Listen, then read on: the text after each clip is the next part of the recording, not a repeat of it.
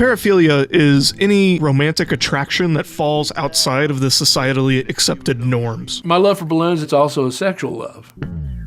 Part of that attraction being a paraphilia is that the person who has it is ashamed about it or feels contempt from society for that romantic attraction. Do you think you'll ever give it up? Nope. It's sort of the Jedi mind trick of mental disorders. If you think you have a problem, then you do. For example, if you're a masochist and you don't feel ashamed of it, then you don't have a paraphilia. But if you're a masochist who does feel ashamed of it, and you should, you dirty whore, then it is a paraphilia. The actual word paraphilia was popularized by perhaps the most well-named scientist ever, John Money, the sexologist. I don't know how I missed the sexologist field at the career fair, but all of the paraphilias are listed inside this thing called the Diagnostic Statistical Manual of Mental Disorders, or DSM. It's a very old book that's been rewritten multiple times. It originally came out in the 50s, and it had everything from homosexuality to Mongolism as mental disorders, which I'm sure the people of Mongolia very much so appreciate that being associated with them. But like I said, so the DSM came out in the 50s, and it was such a big hit that we made 4 more of them. And now we're on the DSM-5-TR, which is the text revision. And the DSM lately has made a big deal of separating the diseases from the people. That is to say, a person with transvestism disorder versus being a transvestite. These are separated in the book, and they try to make a distinction between them, so I'll try to stick to that just for convenience sake. But obviously, like with anything done in the social sciences, what is included in the DSM, specifically in the paraphilia section, is under a lot of debate. But there's one proposed paraphilia in particular that I want to talk about today, and if you've been online for any amount of time, you have absolutely ran into it. That would be the phenomenon of waifus, aka ficto-philia, aka Schedi-philia. See, I remember in the 7th grade that episode of The Last Airbender where Aang and Katara kiss in the cave. 12-year-old me saw that and thought, yeah, that's what I want to do. And that set me off on my long quest of kissing a girl. I tell you that story not just because it's kind of funny that I still remember that, but to illustrate something. Nobody knows where people's desires come from. There's not one romantic part of the brain. But it's pretty obvious that the media you interact with, especially during puberty, is going to have an impact on what you find attractive. I mean, hell, Emmy's got an entire series going over all the different cartoon crushes that her and her friends had growing up. We actually did talk about that, but both Didas and Errol weren't that into Misty. They liked May. What? And if your birth year starts with a 1 and you're watching this video, guaranteed you had a crush on one of these characters at some point. What really makes the attraction to cartoons and drawn characters interesting is that it's not a new thing. I mean, the concept of Schedi-philia goes pretty far back, even in human history. I mean, 25,000 years ago, some Coomer carved a MILF into the cave wall in France.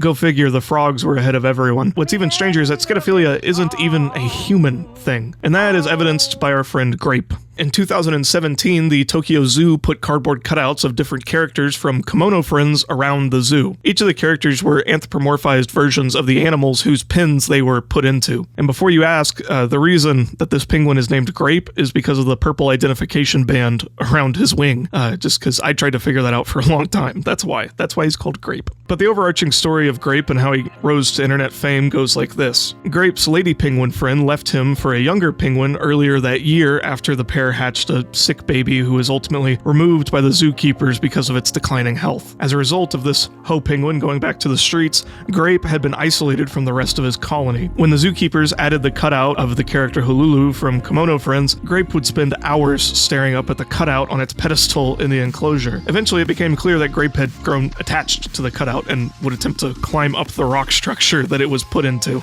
Unfortunately, Grape wouldn't get much time with his 2D companion, as later that year his health would rapidly decline. In October, Grape would pass, and in place of the original cutout, the zoo would add another cutout depicting both Grape and Hululu standing side by side. And I don't know why I feel so happy for a penguin, but every time I see that, it kind of breaks my heart. Of course, if penguins are liable to fall in love with drawings, then you know that humans have taken it to another level. In 2022, this man, Mr. Kondo, married Hatsune Miku, the computer-generated pop star. Miku, being the construction of a Japanese corporate conglomerate, he didn't actually marry the real Miku, or at least whatever constitutes the real Miku. Now, obviously, it'd be easy to shit on this guy for spending gobs of cash on a fake character, and even going so far as to have a marriage ceremony to a fake character, but see, the story of Kondo is not a happy one. In his telling, around 2008, he started feeling closer to Miku after perpetual bullying at his job sent him into a spiraling depression. After this, he decided he would never love a real person, partly because of a series of rejections in his upbringing by his crushes, and also partly because of his general alienation from the Japanese society. His feelings towards Miku grew even greater when he gained access to this thing called a gate box, which is sort of a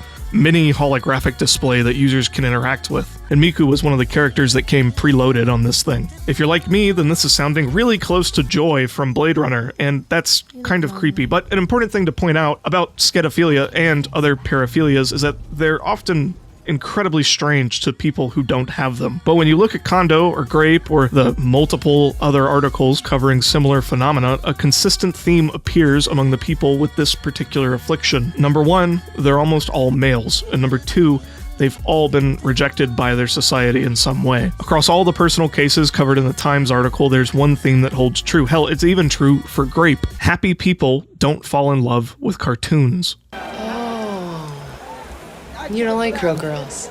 I mean, nobody grows up wanting to fall in love with a picture. That's something the world does to you. I get in this community a lot of the waifu talk is ironic. Hell, I even joke about it. But there's a rising tide of people, mostly young men, who see this as a way of getting something that they've never been able to achieve in their personal life. A sense of connection, a partner. And I mean, can you really blame them as far as partners go? They never argue, they don't need any attention, they're visually perfect. Everything from CG pop stars to anime characters, hell, even VTubers, are all designed to be maximally appealing to this exact demographic. From their looks to their personality, they're perfect for these people because that's how they were designed. VTubers, in a lot of ways, are the natural extension of exploiting these people. What's better than a pretend girlfriend? Well, how about a pretend girlfriend with an actual personality, a real voice?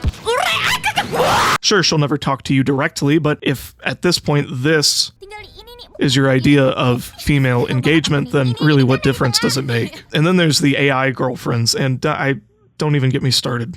But there is one thing about this that is absolutely true, and that's that when there's people who think their best bet at companionship is a one-sided relationship with a 2D character, there's something really wrong. And I'm not here to take your waifu away because we don't know what a solution would look like, but I don't think it's this.